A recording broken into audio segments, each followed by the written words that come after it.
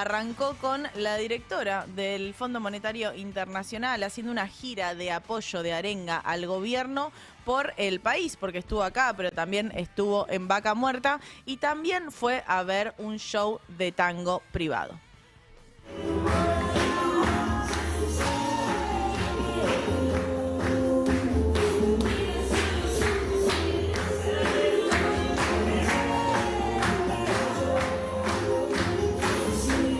La vemos a Cristalina ahí bailando y sorprendentemente en ese espacio que se suponía que iba a ser el espacio recreativo, el espacio para conocer un poco más de la cultura de la Argentina, bueno, fue creo que uno de los pocos espacios, si no el único, donde realmente tuvo una conversación sobre cómo está la Argentina y así lo contaba la bailarina Mora Godoy.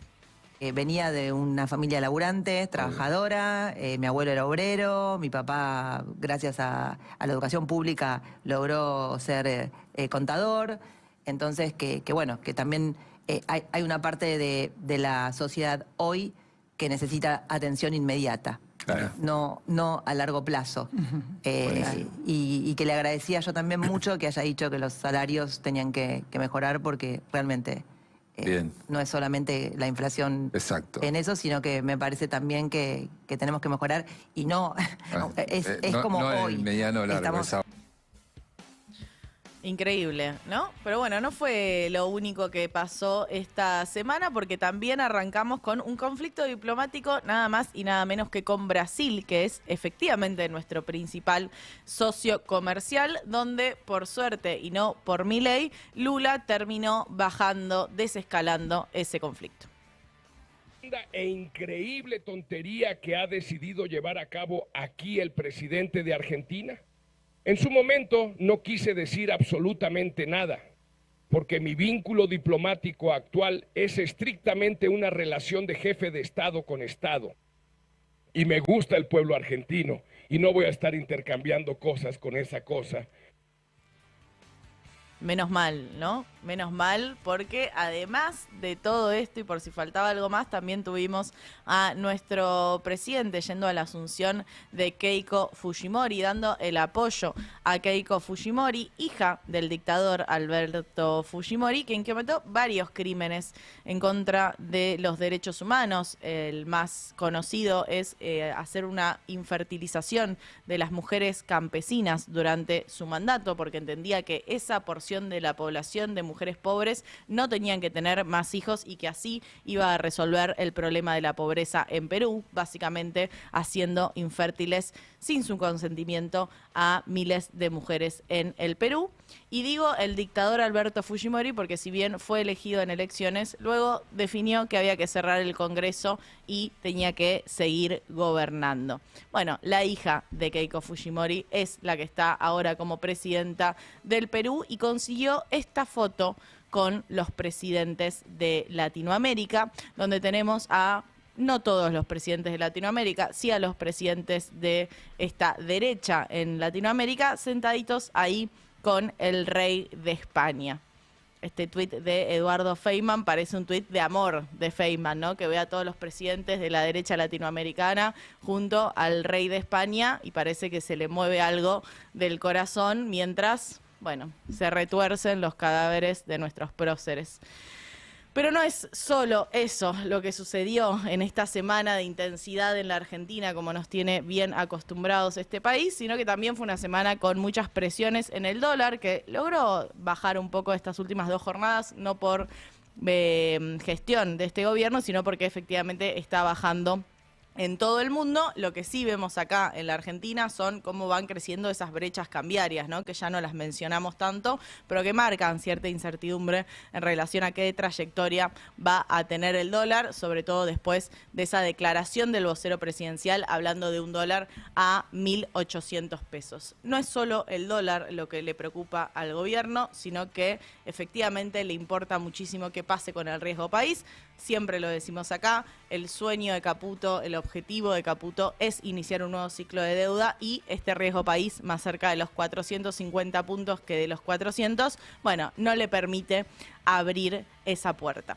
Y por si faltaba algo, Bueno, estamos esperando la cadena nacional, una nueva cadena nacional del presidente Milei, que va a ser ahora a las 8 de la noche, donde no va a hablar ni del récord de morosidad de las familias, no va a hablar sobre cómo se cortó el programa Volver al Trabajo y casi 1 millón de personas van a dejar de cobrar 78.000 pesos que cobraban por el trabajo que hacen en sus comunidades, en los comedores populares, en la limpieza de los barrios. Bueno, no va a hablar de nada de eso. Y como no va a hablar de nada de eso, yo quiero traer algunos datos en relación a este gran problema que está atravesando la sociedad argentina, que tiene que ver con el endeudamiento y tiene que ver con la imposibilidad de hacer frente a esas deudas y todas las personas que se van a dormir en nuestro país pensando en cómo van a hacer para resolver esa situación de endeudamiento y ese rojo con el que conviven día a día.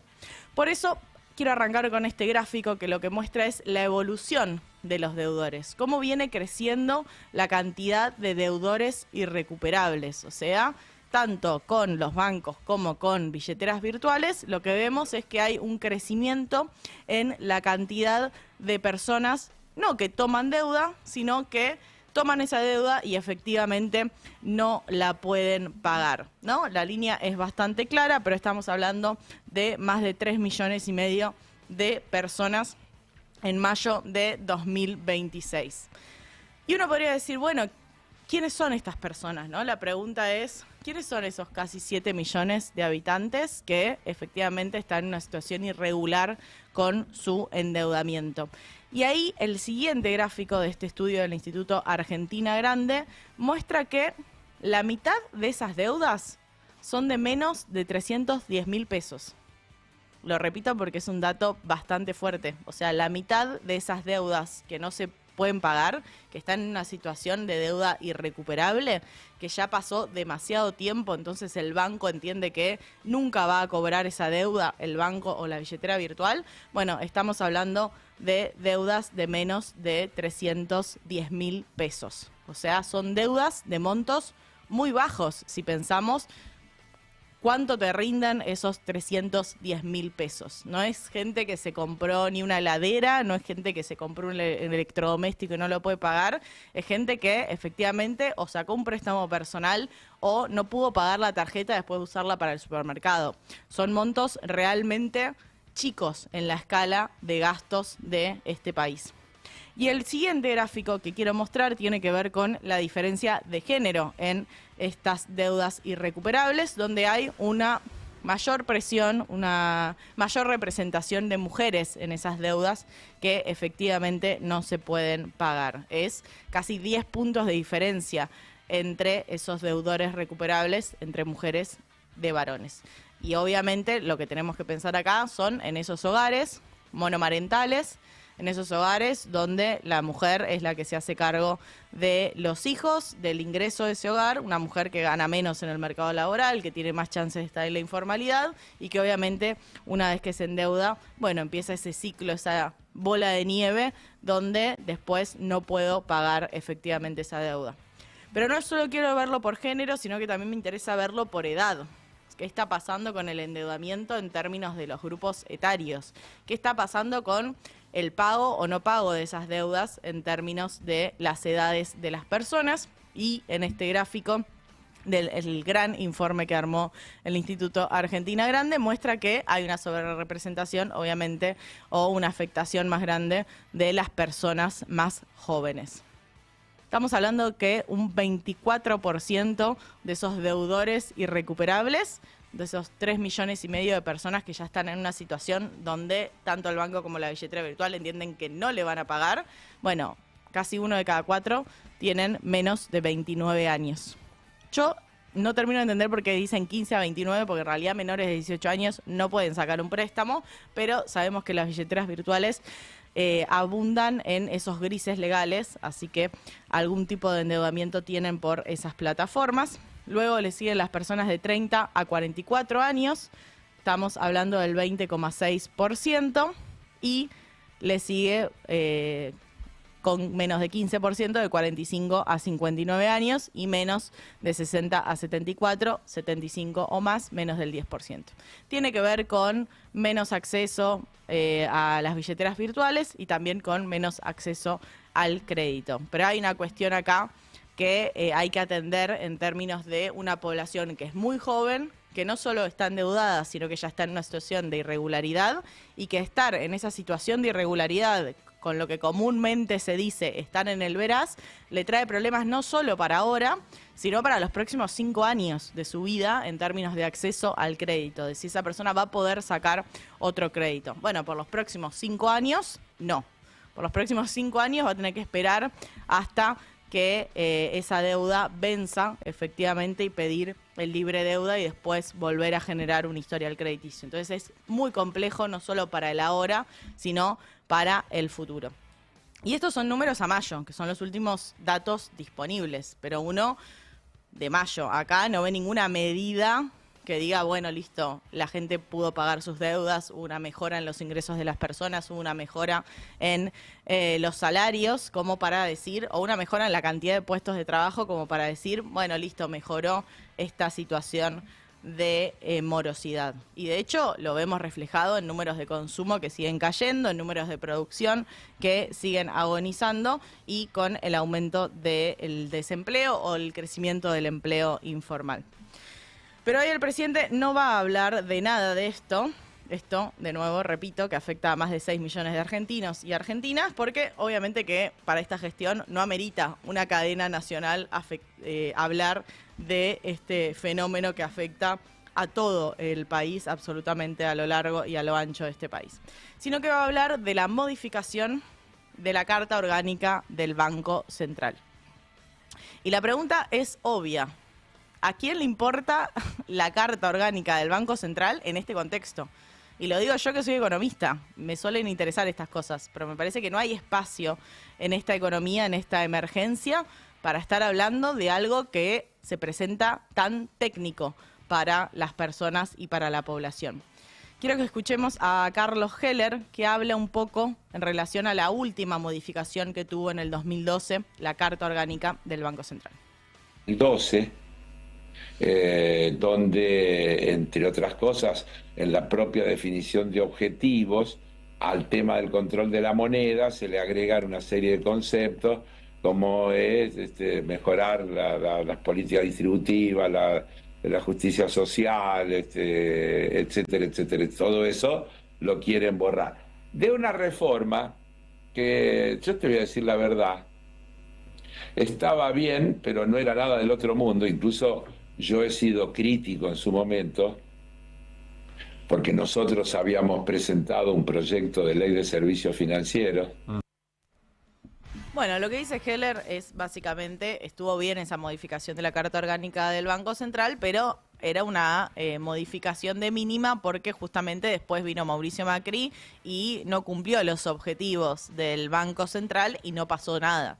Tenemos la foto de el objetivo actual que tiene el Banco Central, que está en su Carta Orgánica justamente del Banco Central, donde no solo está interesado en respaldar el valor de la moneda argentina, sino que tiene otros objetivos que se relacionan justamente con la economía interna y que es parte de lo que va a mencionar hoy el presidente, que es parte de lo que va a borrar. Leo este cartel que está no solo en la Carta Orgánica del Banco Central, sino en la entrada del Banco Central, que dice: el Banco Central de la República Argentina tiene por finalidad promover la estabilidad monetaria, la estabilidad financiera, el empleo y el desarrollo económico con equidad social. Obviamente que el empleo y el desarrollo económico con equidad social es lo que van a borrar, porque efectivamente es lo que no les interesa hacer desde la política económica. Y obviamente que hay una intención acá de borrar esa relación entre el Estado y las responsabilidades de generar una sociedad con desarrollo y con equidad. Eso es bastante claro y va a quedar claro en ese cambio de finalidad si logran transformar esa Carta Orgánica. Ahora, y también hay que decir, ya que esta semana vino el Fondo Monetario Internacional, que el Fondo Monetario pedía una modificación en la Carta Orgánica. Pero me llama mucho la atención cómo en esta semana tuvimos a una directora del Fondo Monetario hablando de la economía interna cuando estamos tan desacostumbrados a escuchar a este gobierno hablar de la economía interna? Esto fue lo que dijo Cristalina en relación a la Argentina y su economía doméstica. Cuando miramos el aumento en la informalidad, como dije en mis comentarios, es preocupante eso, porque lo que indica es que el mercado laboral no es suficientemente vibrante más allá de los sectores que están entregando un gran crecimiento y también haciendo aportes financieros a la economía. Y es por ello que el debate tiene que hacerse sobre qué es lo que puede realizarse, lo que puede hacerse. Respaldamos lo que ya se ha hecho con respecto a la reforma del mercado laboral, porque hace aportes que los empleadores tienen que hacer del 19 al 2%, según entiendo bien, y creo que eso puede llegar a ser un incentivo suficiente para que más personas quieran pertenecer al empleo formal. Pero más importante aún es la naturaleza vibrante de las pymes. Cuando vemos a los países que obtienen empleo o que mejoran el empleo, las pymes desempeñan un papel fundamental. La Argentina tiene una ventaja adicional y es la seguridad energética. En el mundo de la inteligencia artificial, esto es un factor que puede jugar muy bien para la diversificación de la economía en esa dirección. Y en particular, es valioso para abordar este tema. Uno tiene nuevos puestos de trabajo que no existían antes, que empiezan a crearse. Por supuesto, la inteligencia artificial también transforma el mercado laboral y tenemos que ser muy cuidadosos. ¿Recuerdan a Milei hablando de las pymes? O sea, ¿recuerdan a Caputo hablando de las pymes? Porque me parece que no, ¿no? Como que no estamos acostumbrados a escuchar ni al presidente ni al gabinete económico hablar de la economía doméstica, en esta economía doméstica, ¿no? Donde las pymes cierran día a día. Y es realmente sorprendente porque me cuesta decirlo, pero Cristalina efectivamente le estaba hablando a la población argentina, tratando de arengar el apoyo a este presidente que no habla de estos temas, que no habla del malestar económico que estamos atravesando. Porque Milei solo le habla al círculo rojo y a los mercados financieros. No te habla a vos que estás endeudado, no te habla a vos que perdiste el laburo y estás haciendo lo que puedes para sobrevivir, ni le habla a los jubilados que no toman los medicamentos que deberían porque no los pueden pagar. No, le habla solo a los mercados financieros y lo que va a hacer hoy en este mensaje grabado que vamos a escuchar a las 8 de la noche, es eso, darle una señal a los mercados financieros y a los sectores beneficiados de este gobierno, una señal de que todo esto que hicieron, toda esta transferencia que se hizo frenando la obra pública, congelando el bono de los jubilados, reduciendo el sueldo de docentes, médicos, policías, toda esa transformación de esos ingresos al pago de intereses de la deuda llegó para quedarse. Eso es lo que está diciendo Milei en este mensaje grabado. Que el interés siempre va a estar, el foco va a estar en pagar esa deuda, en pagar los intereses de esa deuda. Viene a decir que el que no hay plata, el eslogan de no hay plata, vino para quedarse y por eso lo hace con una cadena nacional. Obviamente lo va a vender distinto, va a decir que esto es para salvar a la Argentina de todos estos años donde se usó el déficit fiscal, donde se emitió irresponsablemente. Va a echar la culpa de todos los males, todos y absolutamente cada uno de los males de la Argentina al déficit fiscal. Pero yo recuerdo que el déficit fiscal fue el que en la pandemia permitió que miles de trabajadores cobren su sueldo por el ATP, que un montón de personas cobren el ingreso familiar de emergencia en una situación de cuarentena y de pandemia. Fue el que permitió que compráramos las vacunas antes que muchísimos países de nuestra región. Pero bueno, va a insistir justamente en culpar a las políticas públicas, que son esas que hacen que haya hospitales públicos, que supieron financiar universidades públicas y tantas cosas más. Bueno, las va a presentar como la fuente de todos los problemas de la Argentina. Y probablemente muchos y muchas le crean.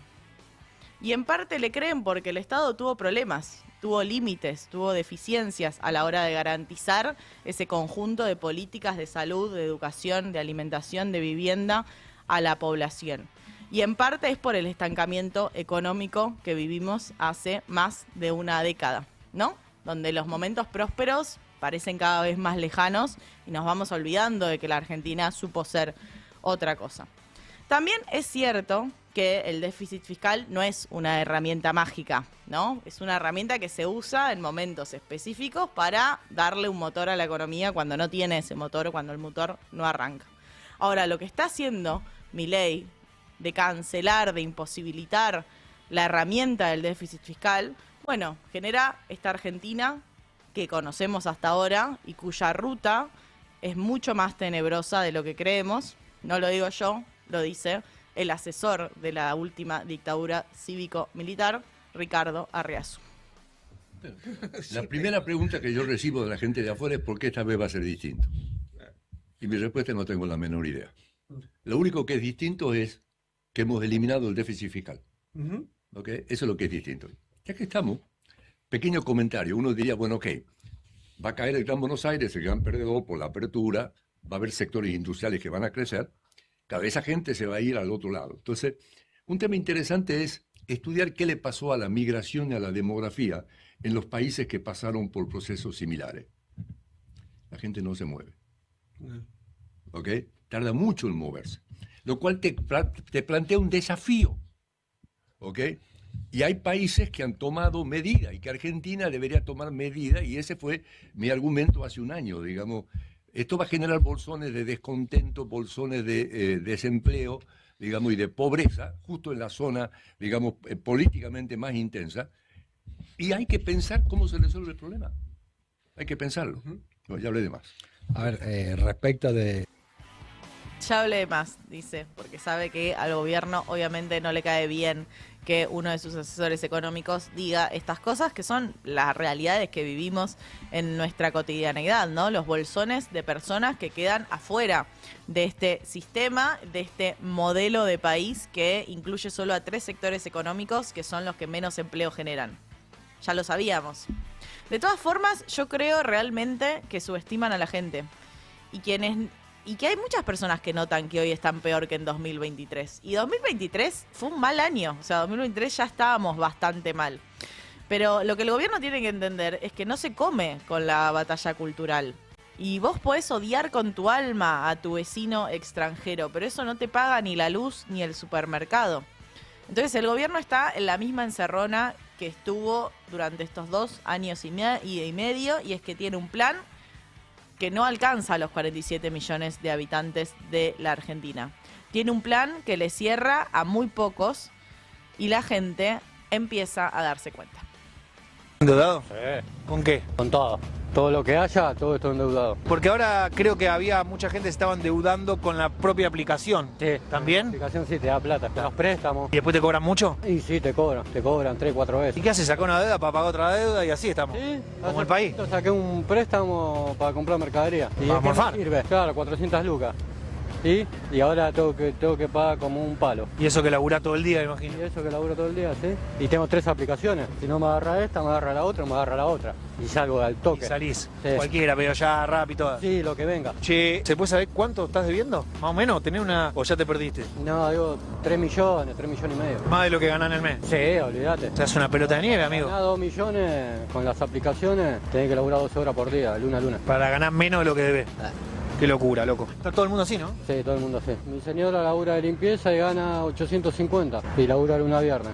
Tiene que levantar a las 6 de la mañana y entrar a las 8. Imposible a las así. 5 y vuelve como a las 7. Y yo gano más laburando con la moto en realidad. No le puedo decir que deje de laburar porque ¿qué hago? No, que aparte suma, todo suma. Sí, todo suma. ¿Te gusta este gobierno? Al principio me convencía, pero ahora ya no. Ya no, pues me tocó el bolsillo, obviamente, ¿no? Ahí es donde empieza a complicar. Ahí es donde se complica, sí. Yo creo ¿No te gustaban los anteriores y dijiste, bueno, vamos a ver qué pasa? Y no sé si me gustaba, pero yo andaba bien. Eso es lo importante para mí. Andaba bien, pasa que viste al loquito este que dijiste capaz que ordena un poquito las cuentas. Pero empecé a subir todo y chao, me la recomplicó. Estamos endeudados como país, endeudados nosotros como personas. Sí. ¿Vas a ir a votar? No.